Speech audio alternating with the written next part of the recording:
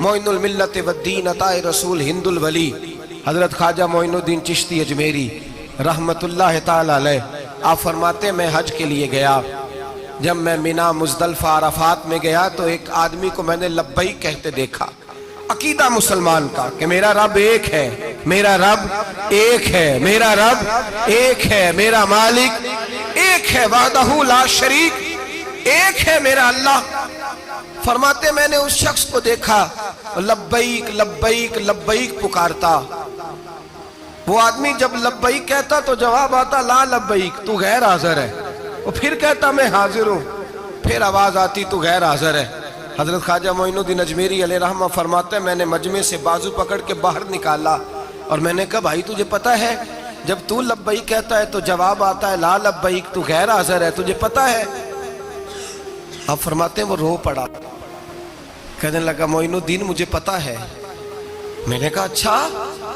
کہنے لگا حضور 24 سال بیت گئے، میں ہر سال حج کرنے آتا ہوں، یہ میرا 24واں حج ہے، اور ہر سال آ کے کہتا ہوں لبیک لبیک، میں مصطفیٰ کریم کا وسیلہ لیے حاضر ہوں، لبیک لبیک۔ یہ بے نیاز ہے، ہر سال مجھے کہتا ہے لا لبیک، نہیں تو غیر حاضر ہے، ہر سال کہتا ہے۔ خواجہ صاحب فرماتے ہیں اس کی بات سنی تو میرے وجود کے رونگٹے کھڑے ہو گئے۔ میں نے کہا پھر تو ہر سال آ جاتا ہے، ہر سال ہی آ جاتا ہے، 24 سال ہو گئے ہر سال۔ تو فرماتے اس نے توحید بیان کی تو میری چیخیں نکل گئیں، میدان عرفات میں کھڑے ہو کے اس نے توحید کا اعلان کیا تو میرا وجود تڑپنے لگا، آہیں اور سسکیاں نکلنے لگیں۔ کہنے لگا معین الدین ایک ہی تو رب ہے، یہاں نہ ہوں تو کہاں جاؤں، تو کوئی اور رب بتا دے میں وہاں چلا جاتا ہوں، جب ہے ہی ایک آنا ہی اس کے دروازے پہ، رکھے تب بھی ٹھیک ہے، نہ رکھے تب بھی اس کی بے نیازی ہے یہی، کہاں جاؤں، کس کے دروازے پہ جھکوں، یہی میرا مالک، یہی میرا خالق، یہی میرا رازق۔ خواجہ صاحب فرماتے ہیں میں وہاں کھڑا تھا، حاطف غیب سے آواز آئی معین الدین تو پیچھے ہٹ جا، یہ میرا اور میرے بندے کا معاملہ ہے، تو اس کے بیچ نہ آ، اگر میں نے ایک دفعہ بھی کہہ دیا کہ تو حاضر ہے تو یہ اگلے سال آئے گا نہیں، مجھے اس کا آنا پسند ہی بڑا ہے۔ 24 سال ہو گئے، جس کا بھی حج قبول فرمایا ہے اس کی لبیک کی برکت سے قبول فرمایا۔ تو بھائی یاد رکھیں اور سمجھیں، توحید یہ ہے کہ میں تیرا ہوں، اے اللہ میں مالک میں تیرا ہوں، میں کدھر جاؤں۔ میرے اعلیٰ حضرت فاضل بریلوی رحمت اللہ علیہ کے والد گرامی بڑی خوبصورت بات فرماتے مجھے دعا مانگنے کا طریقہ میری بیوی نے سکھایا ہے۔ حضرت کس طرح؟ فرمانے لگے ایک دن مجھے اس نے کوئی کام کہا، کوئی ضرورت گھر کی بتائی، تو میں نے کہا میرے پاس پیسے نہیں ہیں، کچھ دنوں میں دے دوں گا۔ عورتوں کا مزاج ہوتا ہے، گھر کے کام انہوں نے بتانے ہوتے۔ پھر 2-4 دن کے بعد کہنے لگی حضرت وہ ایک کام کہا تھا، آپ فرمانے لگے ابھی جیب میں پیسے نہیں ہیں، ذرا آتے ہیں تو کچھ کر دیتا ہوں۔ 2-4 دن کے بعد پھر عرض کرتی ہوں حضور وہ میں نے کچھ گزارش کی تھی، آپ فرماتے ہیں مجھے غصہ آیا، ناراض ہوا، میں نے کہا تو بار بار کہتی رہتی ہے، تجھے بتایا تو ہے، ابھی میرے پاس پیسے نہیں، کہیں سے آتے ہیں تو دے دوں گا۔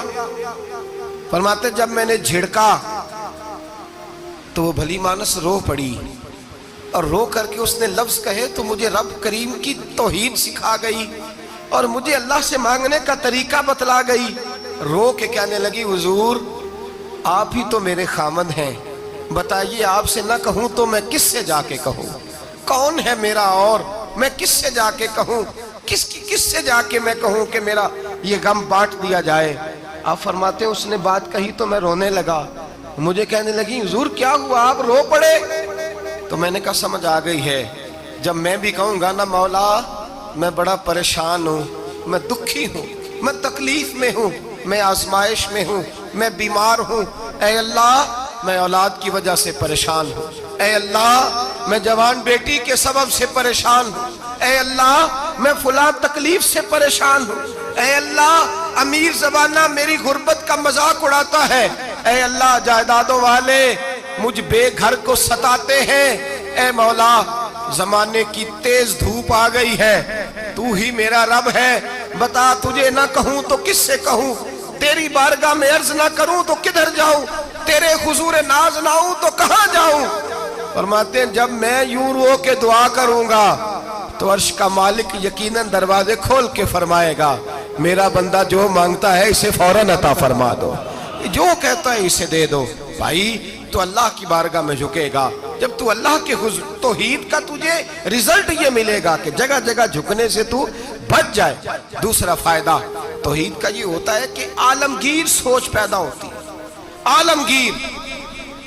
توحید باری تعالیٰ کا معنی یہ ہے کہ ساری کائنات کو رب نے پیدا فرمایا ہے۔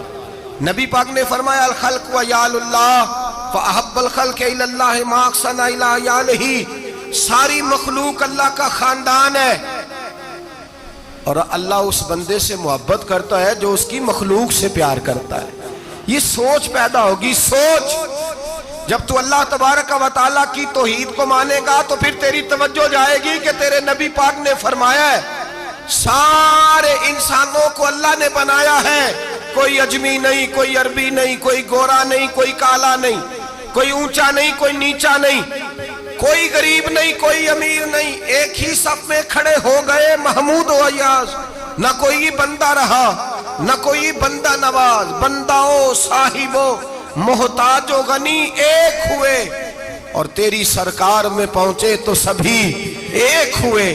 فرمایا جب تو اللہ کو مانے گا پھر اللہ کی ساری مخلوق سے تو پیار کرے گا، اور پھر تو بندوں کی طرف سے بے نیاز ہو جائے گا۔